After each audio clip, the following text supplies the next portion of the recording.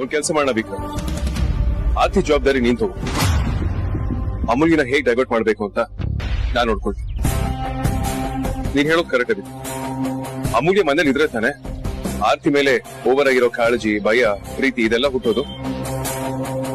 ಅದಕ್ಕೆ ಅವಳನ್ನ ಮನೆಯಿಂದ ಹೊರಗಡೆ ಇರೋ ರೀತಿ ನೋಡ್ಕೊಳ್ಬೇಕು. ಮನೆಯಿಂದ ಹೊರಗಿರೋ ತರ ಅಂದ್ರೆ ಯಾವ ತರ? ಅಮೂಲ್ಯನ ಇನ್ ಮುಂದೆ ನನ್ ಜೊತೆ ಆಫೀಸಿಗೆ ಕರ್ಕೊಂಡು ಹೋಗ್ತೀನಿ. ಅವಳ ಆಫೀಸಲ್ಲಿ ಬ್ಯುಸಿ ಆಗಿದ್ರೆ ಆರ್ತಿ ಮೇಲೆ ತೋರಿಸೋ ಪ್ರೀತಿ, ಕಾಳಜಿ ಇದೆಲ್ಲ ಕಡಿಮೆ ಆಗುತ್ತೆ. ಆಗ ಯಾರ ಮಧ್ಯೆ ಇರೋ ಮನಸ್ತಾಪಗಳಾಗಲ್ಲ, ಜಗಳಗಳಾಗಲ್ಲ. ನಾವ್ ಈ ರೀತಿ ಏನಾದ್ರು ಮಾಡ್ಲೇಬೇಕು ವಿಕ್ರಮ್.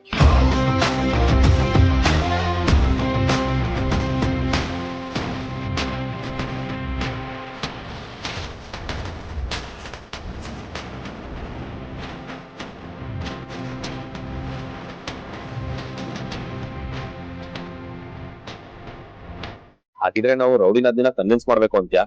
ಎಸ್ ವಿಕ್ರಮ್, ನಾವೀಗ ಕನ್ವಿನ್ಸ್ ಮಾಡ್ಬೇಕಾಗಿರೋದು ಅಮೂಲ್ಯ.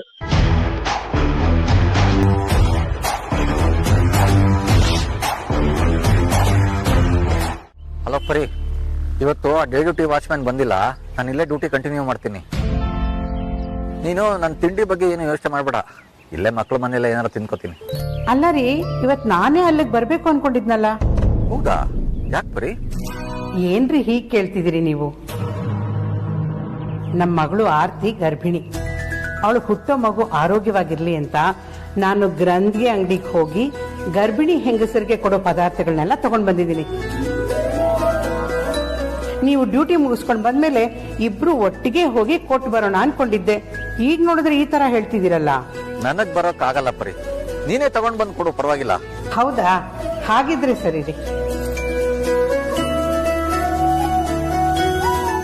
ಅದಿತಿ, ಮನೆ ಕಡೆ ಜೋಪಾನ ಕಣೆ. ನಾನು ನಿಮ್ಮ ಅಕ್ಕಂದ್ರ ಮನೆಗೆ ಹೋಗಿ ಬರ್ತಿದ್ದೀನಿ. ಅಮ್ಮ, ಹಾಗಿದ್ರೆ ನಾನು ಬರ್ತೀನಿ. ಪಾಪ ಅದಿತಿಗೆ ಅವಳ ಅಕ್ಕಂದ್ರ ಮನೆಗೆ ಬರೋದು ಅಂದ್ರೆ ತುಂಬಾ ಇಷ್ಟ. ಆದ್ರೆ ಏನ್ ಮಾಡೋದು, ಇವರಪ್ಪ ಅಲ್ಲೇ ವಾಚ್ಮ್ಯಾನ್ ಕೆಲಸ ಮಾಡ್ತಿರೋದ್ರಿಂದ ಇವರನ್ನ ಅಲ್ಲೇ ಕರ್ಕೊಂಡು ಹೋಗಕ್ ಆಗಲ್ಲ. ಆಮೇಲೆ ಏನಾದ್ರೂ ಹೆಚ್ಚು ಕಮ್ಮಿ ಆಗಿ ವಾಚ್ಮ್ಯಾನ್ ಕೆಲಸ ಮಾಡ್ತಿರೋದು ಇವ್ರ ಅಪ್ಪನೇ ಅಂತ ಗೊತ್ತಾಗ್ಬಿಟ್ರೆ ಅಯ್ಯೋ ಕಷ್ಟ ಆಗ್ಬಿಡತ್ತಪ್ಪ. ಅಮ್ಮ, ಏನಮ್ಮ ಯೋಚನೆ ಮಾಡ್ತಿದ್ಯಾ? ನಡಿ ಹೋಗೋಣ. ಅದು ಅದಿತಿ, ನೀನು ಮನೆ ಕಡೆ ಎಲ್ಲ ಸ್ವಲ್ಪ ಜೋಪಾನವಾಗಿ ನೋಡ್ಕೋ. ನಾನು ಬೇಗ ಹೋಗ್ಕೊಂಡ್ಬಿಡ್ತೀನಿ ಕಣೆ. ಅಮ್ಮ ಪ್ಲೀಸ್ ಅಮ್ಮ, ನಾನು ಬರ್ತೀನಿ. ಬೇಡ ಅಂತ ಹೇಳದ್ನಲ್ಲ ಅದಿತಿ, ಯಾಕೆ ಹಠ ಮಾಡ್ತಿದ್ಯಾ? ನೀನ್ ಇಲ್ಲೇ ಇರೋ, ನಾನು ಹೋಗ್ಬಿಟ್ಟು ಬರ್ತೀನಿ. ಇವತ್ ಯಾಕೆ ಬೇಡ ಅಂತಿದ್ದಾಳೆ?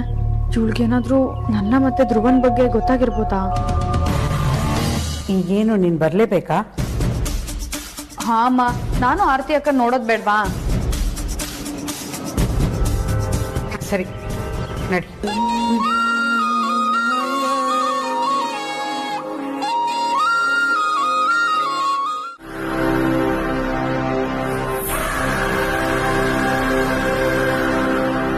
ನೀವಾ? ಏನು ದಿಢೀರ್ ಅಂತ ಬಂದ್ಬಿಟ್ಟಿದ್ದೀರಾ? ಆರ್ತಿ ನೋಡೋಕೆ ಅಂತ ಬಂದೆ ಸುಹಾಸಿನಿ ಅವರೇ. ಅಂದ್ಹಾಗೆ ನೀವೆಲ್ರೂ ಆರಾಮಾಗಿದ್ದೀರಾ? ನಾವು ಚೆನ್ನಾಗೇ ಇರ್ತೀವಿ ಬಿಡಿ. ನೀವೇನು ನೋಡ್ಬೇಕು ಅಂದ ತಕ್ಷಣ ಹೇಳ್ದೆ ಕೇಳ್ದೆ ಬಂದ್ಬಿಡೋದ? ಇನ್ನು ನೀವು ಯಾವ ಕಾಲದಲ್ಲಿದ್ದೀರಾ? ಬರ್ಬೇಕಾದ್ರೆ ಇನ್ಫಾರ್ಮ್ ಮಾಡಿ ಬರ್ಬೇಕು ಅಂತ ಗೊತ್ತಾಗಲ್ವಾ? ನಾವಿದನ್ನ ಮ್ಯಾನರ್ಸ್ ಅಂತೀವಿ. ಎಲ್ಲೋ ಕೊಂಪಿನಲ್ಲಿ ಬದುಕ್ತಾ ಇರೋ ನಿಮಗೆ ಇದೆಲ್ಲ ಎಲ್ಲ ಅರ್ಥ ಆಗ್ಬೇಕು?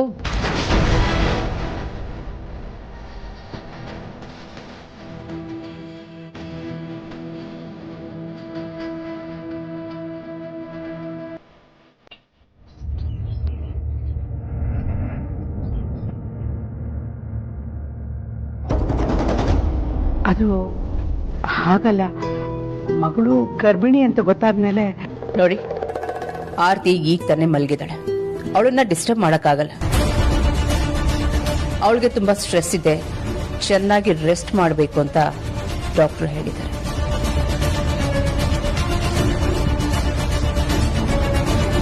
ಪರಿಮಳ ಅವರೇ, ನಿಮ್ಮ ಯಜಮಾನರು ನಮ್ಮ ಮನೆ ಕಡೆ ಬಂದು ತುಂಬಾ ದಿನ ಆಯ್ತು. ಫ್ರೀ ಇದ್ದಾಗ ಒಂದ್ಸಲ ಮನೆಗೆ ಬರಕ್ ಹೇಳಿ.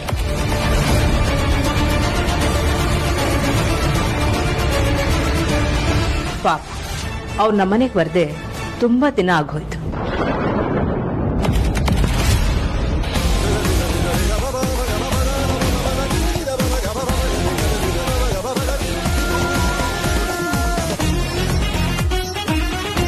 ಸಾಕು ಎದ್ದು ಹೋಗು ಅಂತ ಕೈ ಮುಗಿತಾನೆ ಹೇಳ್ಬಿಟ್ಲು. ಆದ್ರೆ ನಾನು ನನ್ನ ಮಗಳ ಮುಖ ನೋಡಿದೆ, ಹೇಗೆ ಹೋಗೋದು? ನೆಕ್ಸ್ಟ್ ಟೈಮ್ ಬರ್ಬೇಕಾದ್ರೆ ಬರ್ತಿದ್ದೀನಿ ಅಂತ ಹೇಳ್ಬಿಟ್ಟು ಬನ್ನಿ. ಯಾಕಂದ್ರೆ ನೀವು ಬರೋದು ನಮಗೂ ಗೊತ್ತಾಗ್ಬೇಕಲ್ವಾ. ನಾನು ಈ ತರ ಹೇಳ್ತೀನಿ ಅಂತ ತಪ್ಪು ತಿಳ್ಕೊಬೇಡಿ. ದೊಡ್ಡ ದೊಡ್ಡ ಮನೆಯಲ್ಲೆಲ್ಲ ಇದೇ ತರ ನಡೆಯೋದು. ನಮ್ಮ ಮನೆಗೆ ಯಾರೇ ಬರ್ಬೇಕಾದ್ರೂ ನಮ್ ಪರ್ಮಿಷನ್ ಕೇಳ್ಕೊಂಡೇ ಬರ್ತಾರೆ. ಅದು ಅಮ್ಮನಾದ್ರೂ ಅವಳು ಆಫೀಸ್ಗೆ ಹೋಗಿದ್ದಾಳೆ. ಇನ್ನೇನಾದ್ರೂ ಹೇಳೋದಿದ್ಯಾ? ಹೇಳೋದಿದ್ರೆ ಬೇಗ ಹೇಳಿ. ನನಗೊಂದು ಇಂಪಾರ್ಟೆಂಟ್ ಮೀಟಿಂಗ್ ಇದೆ, ಹೊರಡ್ಬೇಕು.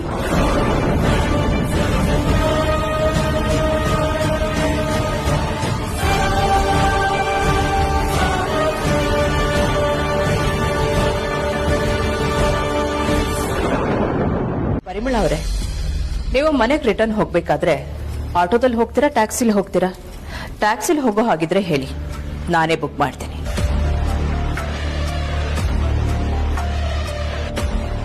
ಓ, ನಿಮ್ಗೆ ಟ್ಯಾಕ್ಸಿಲಿ ಓಡಾಡಿ ಅಭ್ಯಾಸ ಇಲ್ಲ ಅಲ್ಲ? ನೀವು ಯಾವಾಗ್ಲೂ ಆಟೋದಲ್ಲೇ ಅಲ್ಲ ತಿರುಗಾಡೋದು? ಪರವಾಗಿಲ್ಲ ಬಿಡಿ, ನಾನು ವಾಚ್ಮ್ಯಾನ್ಗೆ ಹೇಳಿ ಆಟೋನೇ ತರಿಸ್ಕೊಡ್ತೀನಿ.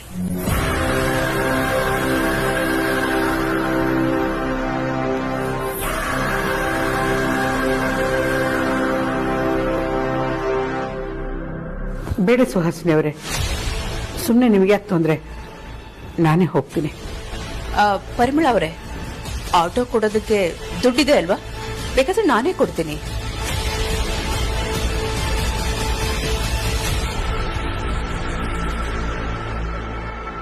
ಗರ್ಭಿಣಿ ಅಂತ ನೋಡಕ್ ಬಂದಿರೋ ತಾಯಿಗೆ ಈ ರೀತಿ ನಾ ಅವಮಾನ ಮಾಡೋದು ಪಾಪ. ಅವ್ರು ತಂದಿರೋದನ್ನ ನನ್ಗಂತೂ ತಗೊಳಕ್ ಆಗ್ತಾ ಇಲ್ಲ. ಹಾಗಂತ ನಾನ್ ಸುಮ್ನೆ ಇದ್ರೆ ಈ ಸುಹಾಸಿನಿ ಅವ್ರಿಗೆ ಮಗಳ ಮುಖ ನೋಡಕ್ಕೂ ಬಿಡದೆ ಹಾಗೆ ಕಳಿಸ್ಬಿಡ್ತಾರೆ. ಇಲ್ಲ ಇಲ್ಲ, ಇದಕ್ಕೇನಾದ್ರೂ ಮಾಡ್ಲೇಬೇಕು. ಬೇಡ ಸುಹಾಸಿನಿ ಅವರೇ, ನನ್ನ ಹತ್ರ ಇದೆ, ನಾನಿನ್ ಬರ್ತೀನಿ. ಪರಿಮಳ ಅವರೇ, ಬರ್ತೀನಿ ಅಲ್ಲ ಹೋಗ್ತೀನಿ ಅಂತ ಹೇಳಿ.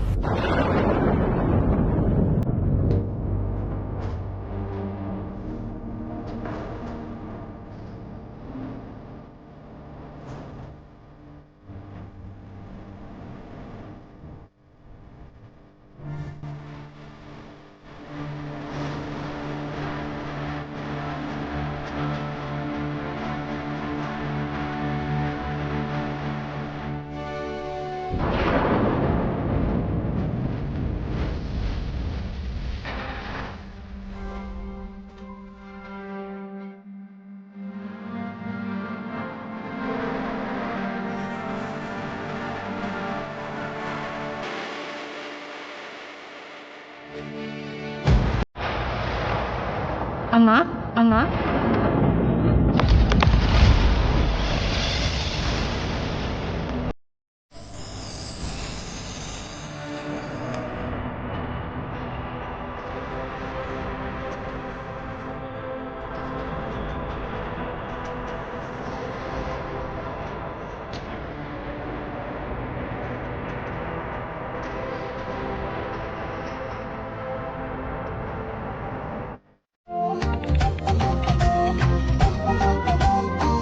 ನಿಮ್ಗೆ ಈಗಿರೋ ಬಾಸ್ ಬಗ್ಗೆ ಏನ್ ಒಪಿನಿಯನ್ ಇದೆ ಅಂತ ನನಗೆ ಬರ್ದ್ ಕಳ್ಸಿ. ನಾನೇನ್ ಮಾಡ್ಬೇಕು ಅಂತ ಹೇಳ್ತೀನಿ.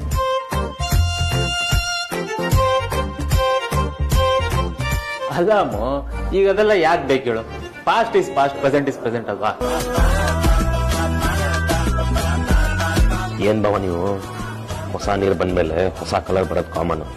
ಹೊಸ ಬಾಸ್ ಬಂದಿದ್ದಾರೆ ಅಂದ್ಮೇಲೆ ಎಲ್ರು ಒಪಿನಿಯನ್ ತಿಳ್ಕೊಳ್ಳೋದು ಅವ್ರ ರೈಟ್ಸ್ ಅಲ್ವಾ? ಎಲ್ರು ಒಪಿನಿಯನ್ ತಗೊಳ್ಳಿ ಬಿಡಿ. ಹೊಸ ಬಾಸ್ ಬಂದ್ಮೇಲೆ ಹಳೆ ಬಾಸ್ಗೂ ಹೊಸ ಬಾಸ್ಗೂ ಏನ್ ಡಿಫರೆನ್ಸ್ ಅಂತ ಎಲ್ರಿಗೂ ಗೊತ್ತಾಗ್ಬೇಕಲ್ವಾ? ಇದೊಂದು ಸುವರ್ಣಾವಕಾಶ. ನಮ್ಮ ಮನ್ಸಲ್ಲಿರೋ ಮಾತನ್ನ, ಬೈಗಳನ್ನ, ಶಾಪನ ಅಕ್ಷರ ಕಿಳಿಸಿ ಬೇಕಾದ್ರೆ ಹೊಗಳ್ಬೋದು. ಯಾರ್ಯಾರಿಗೂ ಎದುರ್ಬೇಕಾಗಿಲ್ಲ. ಆ ದೌರ್ಜನ್ಯ ನಡೆಯಲ್ಲ. ಯಾರು ಯಾರನ್ನ ತುಳಿಯಕ್ಕಾಗಲ್ಲ. ಟ್ಯಾಲೆಂಟ್ಗೆ ಬೆಲೆ, ಅದನ್ನ ಕೊಡಿಸೋದು ಒಂದು ಕಲೆ.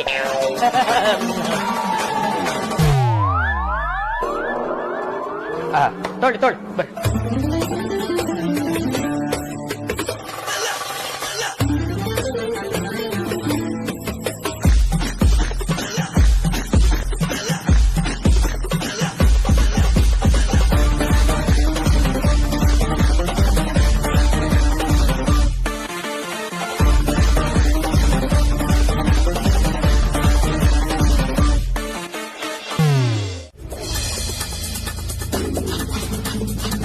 ನಮ್ ಬಾಸ್ ದೊಡ್ಡ ಲೂಸ್, ನಮ್ ಬಾಸ್ ರೋಬೋಟ್, ನಮ್ ಬಾಸ್ಗೆ ಎಮೋಷನ್ಸೇ ಇಲ್ಲ, ನಮ್ ಬಾಸ್ ಸಿಡುಕ್ ಮುತ್ತಿ ಸಿದ್ದಪ್ಪ, ನಮ್ ಬಾಸ್ ಬಾಸ್ ಆಗಕ್ಕೆ ಲಾಯಕ್ಕಿಲ್ಲ, ಸರ್ವಾಧಿಕಾರಿ ರೋಬೋಟ್ ಸಿಡುಕ್ ಮುತ್ತಿ ಸಿದ್ದಪ್ಪ.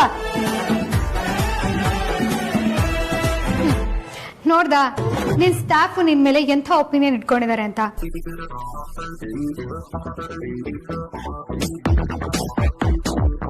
ಇನ್ಮೇಲಾದ್ರೂ ನಿನ್ನ ನೀನು ಬದಲಾಯಿಸ್ಕೊ, ಇಲ್ಲ ಅಂದ್ರೆ ಇಲ್ಲಿ ಗೊತ್ತಾಗಿರೋದು ಇನ್ಮೇಲೆ ಊರ್ ತುಂಬಾ ಗೊತ್ತಾಗುತ್ತೆ.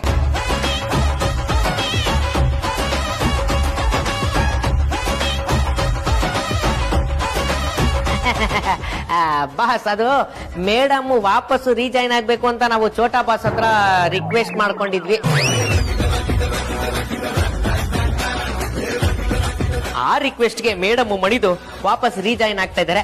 ಆದ್ರೆ ಛೋಟಾ ಬಾಸ್ ಹತ್ರ ಕೆಲವೊಂದು ಕಂಡೀಷನ್ಗಳು ಇಟ್ಟಿದಾರಂತೆ. ಅಲ್ಲ ನನಗಿದೆಲ್ಲ ಯಾಕೆ ಬೇಕಿತ್ತು ಅಂತ ಅವ್ರ ಆಫೀಸು ಅವ್ರು ಏನಾದ್ರೂ ಮಾಡ್ಕೊಳ್ತಿದ್ರು, ಮಧ್ಯದಲ್ಲಿ ನಾನ್ ಮೂಗ್ ತೋರಿಸಿ ಹೋಗಿ ಹಾಕಿಸ್ಕೊಳ್ತೀನ ಅಂತ ಡೌಟ್. ಯಾಕೆ ಸೈಲೆಂಟ್ ನಿಂತಿದ್ದೀರಾ? ಅದೇನ್ ಕಂಡೀಷನ್ಸ್ ಅಂತ ಹೇಳಿ ಸಾರಿ. ಅಂತ ತಲೆ ಹೋಗುವಂತ ಕಂಡೀಷನ್ಸ್ ಏನೂ ಇಲ್ಲ, ಸಣ್ಣ ಪುಟ್ಟ ಕಂಡೀಷನ್ಸ್ ಅಷ್ಟೇ. ಅದನ್ನೇ ಏನು ಅಂತ ಹೇಳಿ. ನಂಗೆ ರೀಜಾಯ್ನಿಂಗ್ ಬೋನಸ್ ಅಂತ 5 ಲಕ್ಷ ಬೇಕು. ಅದನ್ನ ಕೊಟ್ರೆ ಇರ್ತೀನಿ, ಇಲ್ಲಾಂದ್ರೆ ಎಲ್ಲ ಹಾಳು ಮಾಡಿ ಮನೆಗೆ ಹೋಗ್ತಾ ಇರ್ತೀನಿ. ಈ 5 lakhs ವಿಚಾರನ ನಾನು ನಿನ್ನ ಹತ್ರ ಆಮೇಲೆ ಮಾತಾಡ್ತೇನೆ. ಬಟ್ ನನ್ನ ಎಂಪ್ಲಾಯೀಸ್ಗಳು ನನ್ನ ಬಗ್ಗೆ ಬರ್ದಿದ್ದಾರೆ ಅಂತ ಹೇಳ್ತಿದ್ಯಲ್ಲ, ಅದು ಖಂಡಿತವಾಗ್ಲೂ ಅವ್ರು ಯಾರು ಬರ್ತಿದ್ದಾರೆ. ನೋಡಿ, ಆರ್ತಿಗೆ ಈ ಬೇರು ಬಟ್ಟೆ ಬೇಯಿಸಿದನ್ನೆಲ್ಲ ಕೊಡೋದಕ್ಕೂ ಆಗಲ್ಲ, ತಿನ್ಸೋದಕ್ಕೂ ಆಗಲ್ಲ. ಆರ್ತಿನ ಹೇಗ್ ನೋಡ್ಕೊಳ್ಬೇಕು ಅಂತ ನಮಗೂ ಚೆನ್ನಾಗಿ ಗೊತ್ತಿದೆ.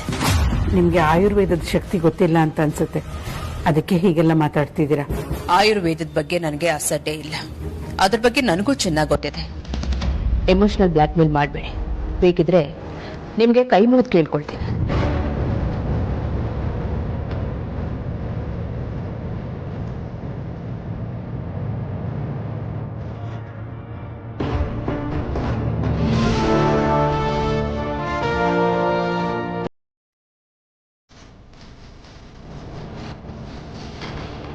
ಆರ್ತಿ,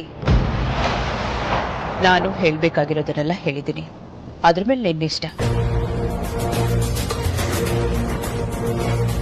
ನಾಳೆ ಮಗುಗೇನಾದ್ರೂ ಹೆಚ್ಚು ಕಮ್ಮಿ ಆದ್ರೆ ನನ್ನನ್ನು ಮಾತ್ರ ಬ್ಲೇಮ್ ಮಾಡಬೇಡ.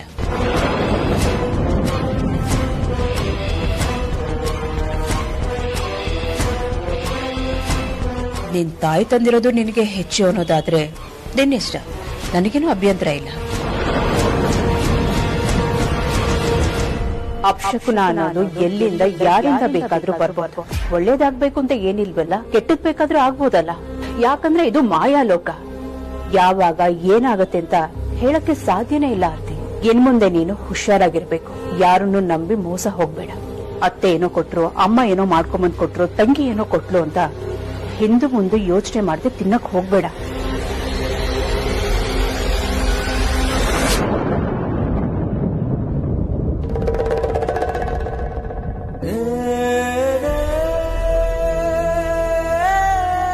ಆರ್ತಿ, ನಿನಗೂ ನಾನು ತಂದಿರೋ ಪದಾರ್ಥಗಳ ಮೇಲೆ ನಂಬಿಕೆ ಇಲ್ವಾ? ನೀನು ಬೇಡ ಅಂತೀಯಾ? ಅಮ್ಮ ಅದು ಹಾಗಲ್ಲಮ್ಮ.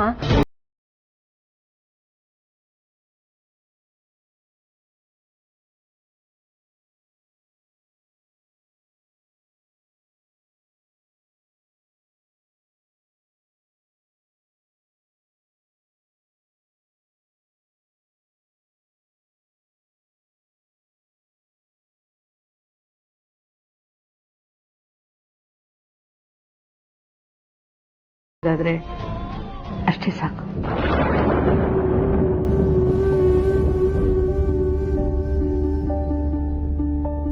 ಅಮ್ಮ, ಪರವಾಗಿಲ್ಲ ಅದಿತಿ, ಇದಕ್ಕೆಲ್ಲ ಇಷ್ಟೊಂದು ತಲೆ ಕೆಡಿಸ್ಕೊಳ್ಳೋ ಅಗತ್ಯ ಇಲ್ಲ. ನಾನೇನಾದ್ರೂ ಈ ಮನೆ ಸೊಸೆ ಆಗಿದ್ರೆ ಏನ್ ಮಾಡ್ತಿದ್ದೆ ಗೊತ್ತಾ? ನಾನಂತೂ ನಿನ್ ತರ ಹೆದರ್ಕೊಂಡು ಮೂಲೆ ಸೇರ್ಕೊಳ್ತಾ ಇರ್ಲಿಲ್ಲ. ಆದ್ರೂ ನಿನ್ ಮೇಲೆ ತುಂಬಾ ಹೋಪ್ಸ್ ಇಟ್ಕೊಂಡಿದ್ದೆ ಕಣೆ. ನಿಮ್ ಮತ್ತೆ ಬುದ್ಧಿ ಕಲ್ಸಿ ಒಂದ್ ದಾರಿಗೆ ತಂದೆ ತರ್ತೀಯ ಅಂತ. ಆದ್ರೆ ಈಗ ಅರ್ಥ ಆಗ್ತಿದೆ, ನೀನು ರೌಡಿ ಬೇಬಿ ಅಲ್ಲ, ಟುಸ್ಪಟಾಕಿ.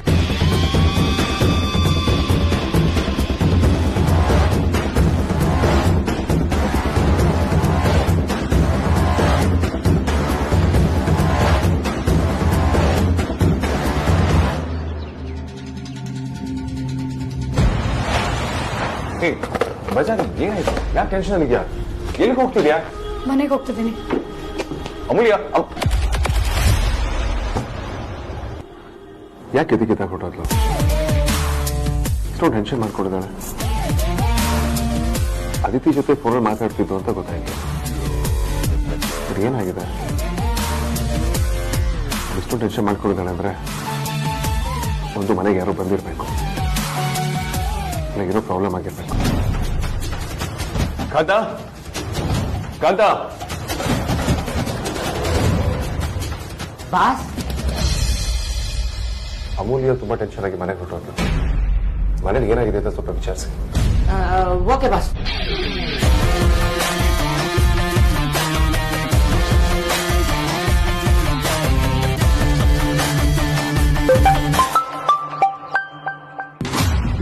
ಹಾ ಅಗ್ರಜ, ನನ್ನ ಕ್ಯಾಬಿನ್ ಬಾ. ಬಾಯ್ತಾ ಅಗ್ರಜ, ನಾನು ಆಫೀಸಲ್ಲಿಲ್ಲ. ಆರ್ತಿ ಅವರೇನೋ ಬೇಕು ಅಂತ ಅಂದ್ರು, ಅದಕ್ಕೆ ಮಾರ್ಕೆಟ್ಗೆ ಬಂದಿದೆ. ಯಾಕೆ ಆಫೀಸಲ್ಲಿ ಏನೋ ಪ್ರಾಬ್ಲಮಾ? ಏಯ್ ನೋನು, ಯು ಟೇಕ್ ಯು ಟೈಮ್. ನೀನು ಅನುಭವ ಮನೆಗೆ ಬಾ. ಓಕೆ.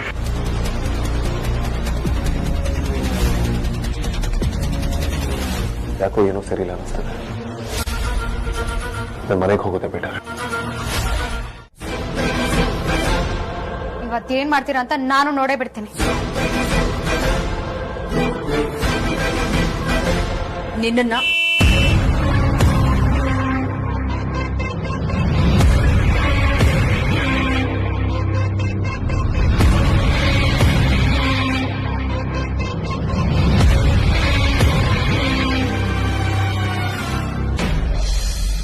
ಹಾಯ್ ಮಾ. ಅಮೂಲ್ಯ, ಆಫೀಸಿಂದ ಅರ್ಜೆಂಟಾಗಿ ಹೊರಟು ಬಂದಿಲ್ಲ. ಏನಾಯ್ತು? Any problem? ಅದ್ ಸರಿ, ಅದಿತಿ ಫೋನಲ್ಲಿ ಏನ್ ಹೇಳಿದ್ಲು? You look really tensed. ಯಾರಿಗೂ ಏನೂ ಆಗಿಲ್ಲ ತಾನೆ?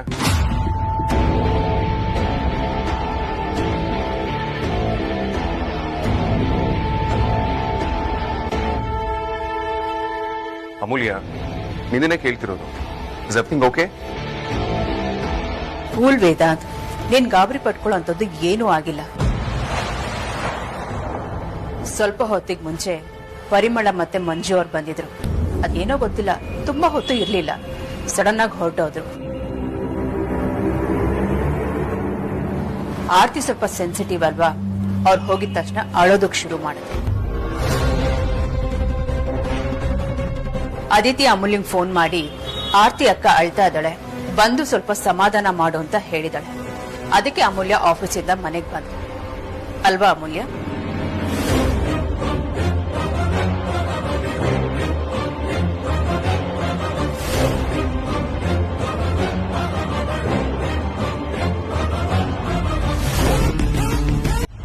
ಇಷ್ಟ ಇಲ್ಲ ಅಂದ್ರೆ ಆಗ್ಲೇ ಕುಡ್ದಿದೀನಿ ಅಂತ ಅರ್ಥ.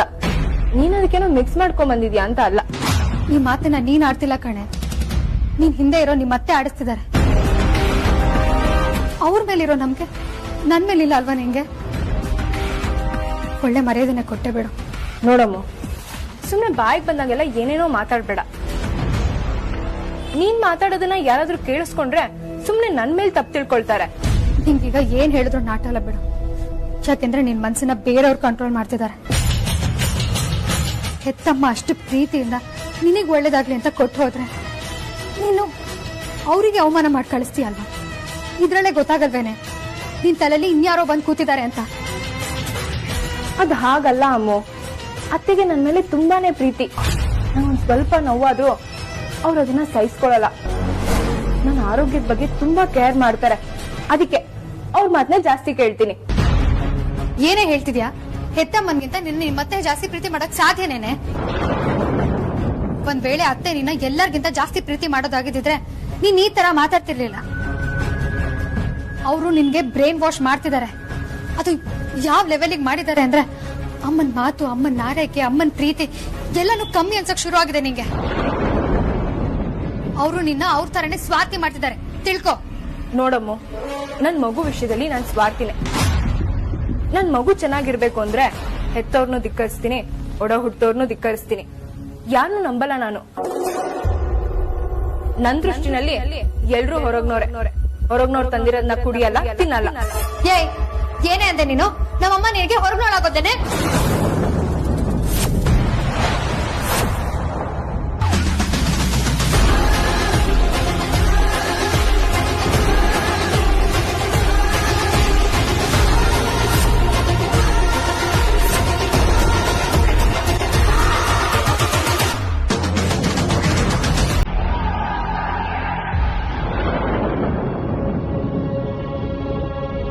ನೋಡು, ನೀನ್ ಅದೇನ್ ಮಾಡ್ತೀಯನೋ ಗೊತ್ತಿಲ್ಲ. ಒಳ್ಳೆ ಮಾತಲ್ಲಿ ಹೇಳ್ತಿದ್ದೀನಿ, ಈ ಹಾಲ್ನ ಕುಡಿದ್ರೆ ಸರಿ. ಇಲ್ಲ ಅಂದ್ರೆ ಗರ್ಭಿಣಿನಿ ಅಂತ ನೋಡ್ದೆ ಮೂಗ್ ಹಿಡ್ದು ಕುಡಿಸ್ಬೇಕಾಗತ್ತೆ. ತಗೋ ಕೊಡಿ.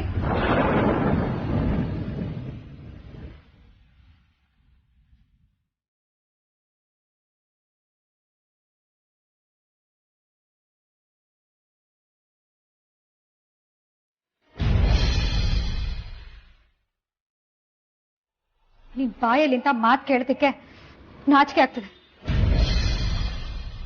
ಅವಳಿಗೆ ಹೊಟ್ಟೆಗೆ ಅನ್ನ ಇಲ್ಲ ಅಂದ್ರು ನಿನಗ್ ಕೈ ತೊತ್ ಕೊಟ್ಟಿದ್ದಾಳ ನಮ್ಮಮ್ಮ.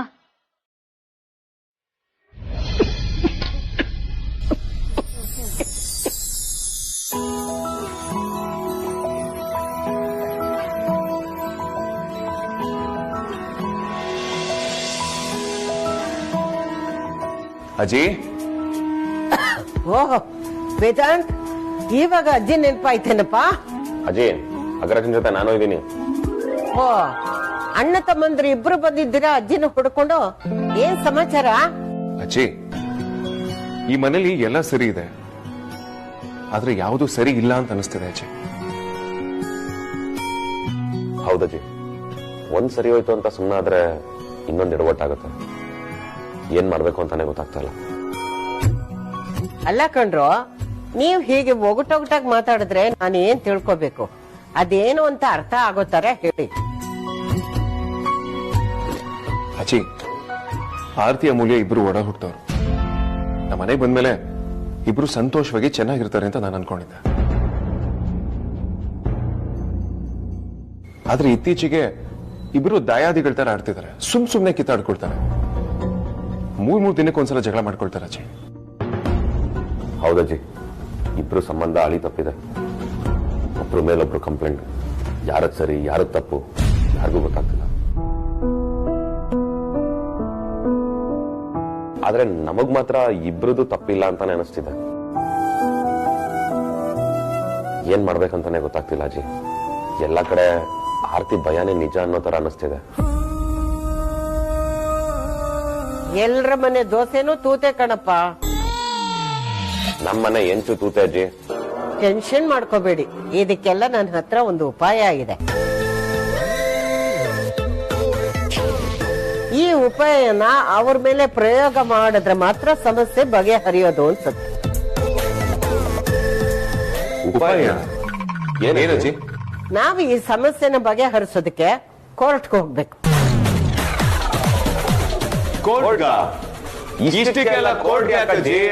ಯಾಕೆ ಏನು ಅಂತ ಕೇಳ್ಬೇಡಿ. ಈಗ ನೀವಿಬ್ರು ಏನ್ ಮಾಡ್ಬೇಕು ಅಂದ್ರೆ,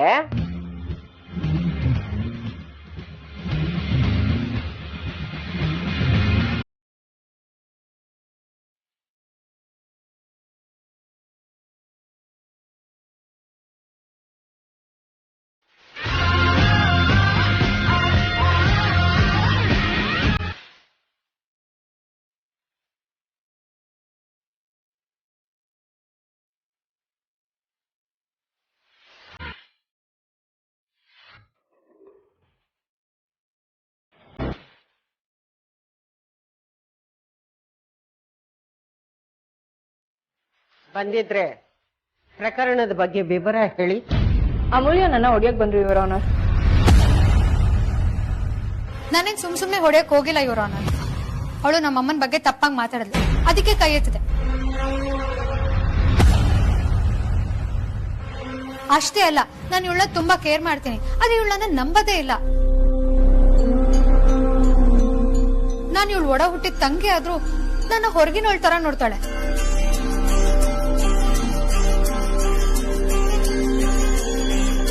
ಸರಿ ಆರ್ತಿ, ಇದಕ್ ನೀನೇ ನಮ್ಮ ಹೇಳ್ತೀಯಾ? ಅವಳು ನನ್ಗೆ ಕಾಳಜಿ ಹೆಸರಲ್ಲಿ ಟಾರ್ಚರ್ ಕೊಡ್ತಿದ್ದಾಳೆ. ಯಾವಾಗ ನೋಡು ಜ್ಯೂಸು, ಕಷಾಯ, ಮಜ್ಜಿಗೆ, ಮತ್ತೊಂದು ಮಗ್ದೊಂದು ಅಂತ ಕೊಡ್ತಾನೆ ಇರ್ತಾಳೆ. ಪ್ರಸಾದ ಅಂತ ಇನ್ನೇನೋ ಮಾಡ್ಕೊಂಡ್ ಬಂದು ತಿನ್ನು ಅಂತ ಟಾರ್ಚರ್ ಕೊಡ್ತಾಳೆ. ಅದು ಸಾಮಾನ್ಯ ಪ್ರಸಾದ ಅಲ್ಲ ಯುವರ್ ಆನರ್. ಇವಳ ಹೆಸರೇ ದೇವ್ರಿಗೆ ಮಂಡಿ ಸೇವೆ ಮಾಡಿ ತಂದಿರೋ ಪ್ರಸಾದ. ಯಾವ್ದಾದ್ರೇನು ಬಾಯಿಗೆ ಇಡ್ಸಿದ್ರೆ ಮಾತ್ರ ತಿನ್ನಕ್ಕಾಗದಲ್ವಾ? ಕಹಿಯಾದ ಸಿರಪ್ ಕೊಟ್ರೆ ಆರೋಗ್ಯಕ್ಕೆ ಒಳ್ಳೇದು ಅಂತ ಕುಡಿತ್ಯಾ? ಇದು ಹಂಗೆ ಒಳ್ಳೇದಾಗುತ್ತೆ, ದೇವ್ರ ಆಶೀರ್ವಾದ ಅಂತ ಬಾಯಲ್ಲಿಟ್ಟು ನುಂಗೋಕೇನಾಗಿತ್ತು? ಶಾಂತಿ ಶಾಂತಿ ಶಾಂತಿ. ಇರೋನು, ನಾನು ನನ್ನ ಕಕ್ಷಿದಾರರ ಪರವಾಗಿ ನಿಮ್ಮಲ್ಲಿ ಕೇಳ್ಕೊಳ್ಳೋದು ಏನು ಅಂತಂದ್ರೆ, ಅಮೂಲ್ಯ ಅವರು ಆರ್ತಿ ಅವರಿಗೆ ಇಷ್ಟ ಇಲ್ದಿರೋ ವಿಚಾರಗಳಲ್ಲಿ ಬಲವಂತ ಮಾಡಕೂಡದು ಅಂತ. Objection your honour. ಪ್ರೀತಿನ ಕಾಳಜಿನ ಬಲವಂತ ಅನ್ಕೊಳ್ಳೋದೇ ಮೊದಲನೇ ತಪ್ಪು. ಅಮೂಲ್ಯ ಅವರು ರಕ್ತನ ತುಂಬಾ ಪ್ರೀತಿ ಮಾಡ್ತಾರೆ, ಕಾಳಜಿ ತೋರಿಸ್ತಾರೆ. ಪ್ರೀತಿ ಉಸಿರನ್ನ ಕಟ್ಟಿಸಬಾರ್ದು. ಪ್ರೀತಿಯಿಂದ ಗೆಲ್ಬೇಕೆ ಹೊತ್ತು ಜಗಳದಿಂದ ಅಲ್ಲ.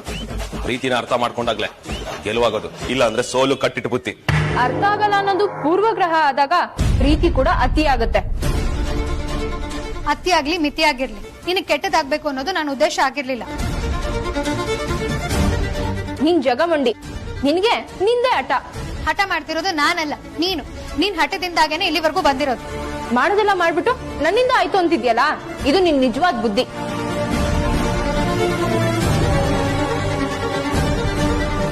ಎಲ್ಲದಕ್ಕೂ ನಾನೇ ಹೊಣೆ ಅಂತ ಹೊತ್ಕೊಳ್ಳೋದಕ್ಕೆ ತಯಾರಾಗಿದ್ದೀನಿ. ಆದ್ರೆ ನೀನ್ ಅಮ್ಮನ ವಿಚಾರ ತೆಗ್ದಿದ್ ತಪ್ಪು. ನನ್ನ ಉದ್ದೇಶ ಅಮ್ಮಂಗ್ ಬಯೋದಾಗಿರ್ಲಿಲ್ಲ, ಆದ್ರೆ ಅಮೂಲ್ಯ ಕೊಟ್ಟಿದ್ ಕಾಟ, ಅವಳ ಮೇಲಿನ ಕೋಪ ನನ್ ಬಾಯಲ್ಲಿ ಆತರ ಮಾತು ಬಾರಿಸ್ಕಷ್ಟೆ. ತಾಳ್ಮೆ ಕಳ್ಕೊಳ್ಳೋದು ಮನಸ್ತಾಪಕ್ ನಾಂದಿ ಆಗುತ್ತೆ. ಇದರಲ್ಲಿ ಅಮೂಲ್ಯಂದೇನು ತಪ್ಪಿಲ್ಲ ಅಂತ ಬಯಾಸ್ಡ್ ಆಗಿ ಹೇಳೋದಕ್ಕೆ ಸಾಧ್ಯನೇ ಇಲ್ಲ. ಬಲವಂತ ಎಂತವ್ರ ತಾಳ್ಮೆ ಆದ್ರೂ ಕೆಡ್ಸುತ್ತೆ. ಮುಗಿತಿದ್ದಂಗೆ ನೀವು ನಾರ್ಮಲ್ ಆಗ್ಬೇಕು. ಹಾಗಾಗಿ ಆರ್ತಿ ಅಮೂಲ್ಯ ಹಿಂದೆ ಆದ ಬೇಸರವನ್ನೆಲ್ಲ ಮರೆತು ಒಬ್ಬರನ್ನೊಬ್ಬರು ತಪ್ಪಿಕೊಂಡು ಒಂದಾಗ್ಬೇಕು ಅಂತ ವಸಿಷ್ಠ ಕುಟುಂಬದ ನ್ಯಾಯಾಲಯ ತೀರ್ಪು ನೀಡುತ್ತದೆ.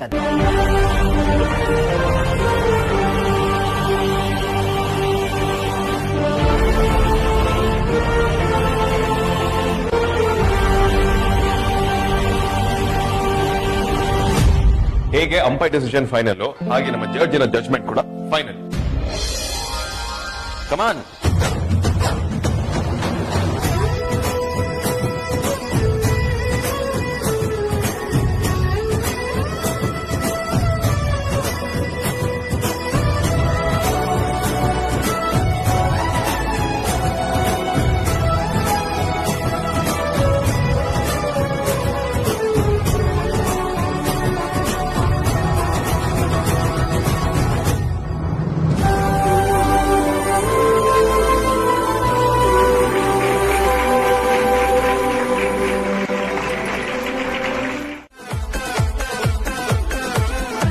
ಹೌದಲ್ವಾ? ಹೆಣ್ಮಗು ಹುಟ್ಟಿದ್ರೆ ಏನಿಡೋದು?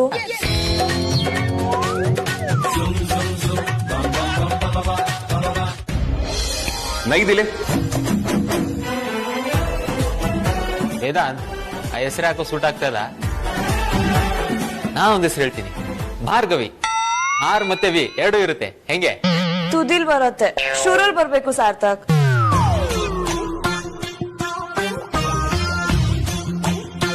ಹಾಗಾದ್ರೆ ನನ್ನ ಹತ್ರ ಒಂದು ಸೂಪರ್ ಡೂಪರ್ ಹೆಸರಿದೆ. ಅದನ್ನ ಕೇಳಿದ್ರೆ ವಿರೋಧಿಗಳು ಫ್ಯಾನ್ಸ್ ಆಗೋಗ್ತಾರೆ, ಫ್ಯಾನ್ಸ್ ಫಿದಾ ಆಗೋಗ್ತಾರೆ. ನಿನ್ ಬಿಲ್ಡಪ್ ಸಾಕು, ಹೆಸರು ಬೇಗ. ಆರ್ವಿ.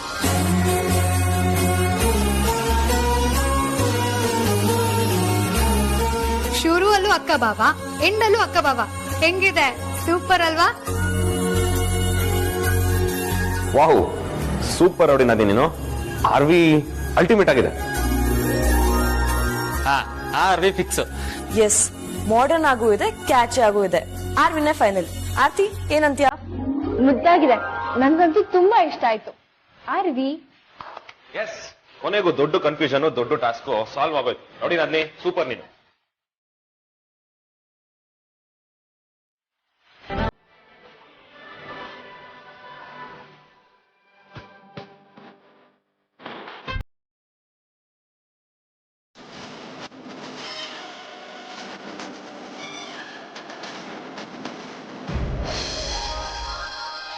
ಈಗ ಮಗು ಹೆಸರನ್ನ ಡಿಸೈಡ್ ಮಾಡ್ತಿದ್ದಾರೆ.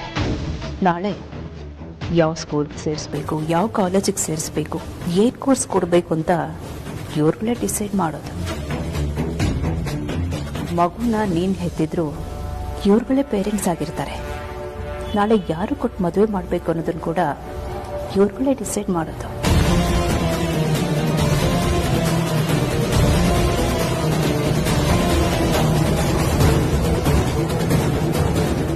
ಹೆಸರೇನೋ ಚೆನ್ನಾಗೇ ಇದೆ, ಆದ್ರೆ ಅದನ್ನ ಡಿಸೈಡ್ ಮಾಡಬೇಕಾಗಿರೋಳು ನೀನು.